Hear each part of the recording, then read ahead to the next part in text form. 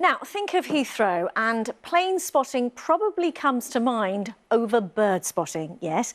But the airport says it's going to do more to boost biodiversity on the nature reserves it owns next to their site.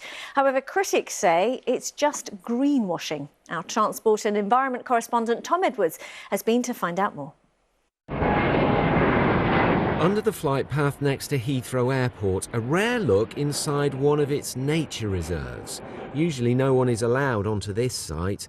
This is its new hide. You wouldn't associate Heathrow with, or any airport really, with nature, but we have approximately 170 hectares worth of land that are for nature. So that is really, really important. There are 13 reserves around the airport. 5 are open to the public. You'll have to book online to visit this site. Heathrow says they're home to 79 bird species. Critics, though, say with the airport eyeing expansion and a third runway, talk about biodiversity is greenwash. Initiatives such as this are a positive step forward in encouraging biodiversity, but I think if Heathrow is really serious about its environmental credentials and about protecting and promoting biodiversity, then it could start by taking its plans for a third runway off the table. That would be far more impactful and positive for encouraging biodiversity around the airport. The airport says it's investing £250 million in sustainability and £500,000 in biodiversity. We're located in a community, and we can manage land in a way that really benefits nature and the people that live around us. It includes expanding the amount of land the airport manages for conservation purposes. How do you balance biodiversity with facilitating aeroplanes? Well, I think, look where we are, that we're in a beautiful kind of natural spot that can coexist with an airport that's on its doorstep. I think what we've done is to look at the land we have and to acquire extra land around the airport to really make sure we can benefit biodiversity at the same time as operating the airport. And does it make a difference? I think it does, definitely. The airport wants to highlight the work it does with nature. Opponents, though, are going to take more convincing. Tom Edwards, BBC London. Well, talking of nature, wherever you are in and around the capital, you may have seen these beautiful purple flowers blooming. Yes, it is the time of year when wisteria adorns our parks, buildings and gardens. You might think London doesn't look prettier than it does in spring. Well, we asked you to send us your wisteria pictures, and I have to say, you didn't disappoint. Take a look at these. This one is from Tony, who took it in Kew Gardens, no less. Alison sent in a picture of her garden in Romford. And this beautiful bloom here is from Asma. Thank you very much for that.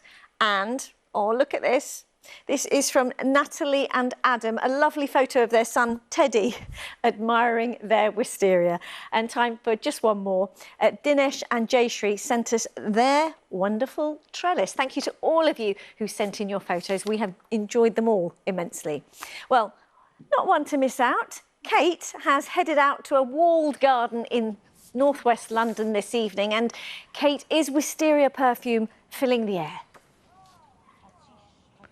It's incredible. If only you could smell what I can smell, and because of the heat it just keeps wafting in my direction. It's absolutely stunning. So I'm here on Hampstead Heath in Golders Hill Park in the walled garden, and just the walk in here earlier, loads of flowers, not only the wisteria but all the trees are blooming. Now of course London is a bit of a picture postcard this week. Lots of blue sky, we've had lots of sunshine around, and yeah, the scent and the flowers are all in bloom, and the blue sky just setting it off. Now today has been another warm day, and we're set for a few more warm days this week as well, and the temperature continues to rise.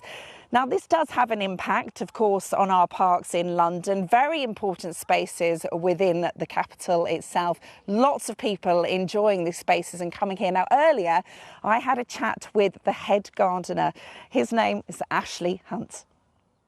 So the wisteria behind us and throughout the park as well, it's been about 2 weeks earlier than normal. I mean, the visitors that come before flowering always ask, the best sort of time to visit the open spaces and the parks to see the wisteria, and it's usually the second to third week in May. But here we are 2 weeks before, and 3 weeks before, and they're already in full swing. So anyone waiting, don't wait any longer. Get here now. The smell is incredible. It's divine, isn't it? Yeah. Kate, clearly lots of people out enjoying this warm, sunny weather in April, including yourself. Although perhaps spare a thought for some? Yes, the pollen count, me included. The pollen count for the next 2 days into Thursday actually is very high. Wild oak pollen at its highest at the moment, and some plain pollen too. So that is taking its toll. So if you are an allergy sufferer, if you're allergic to pollen, get those antihistamines and those tissues at the ready.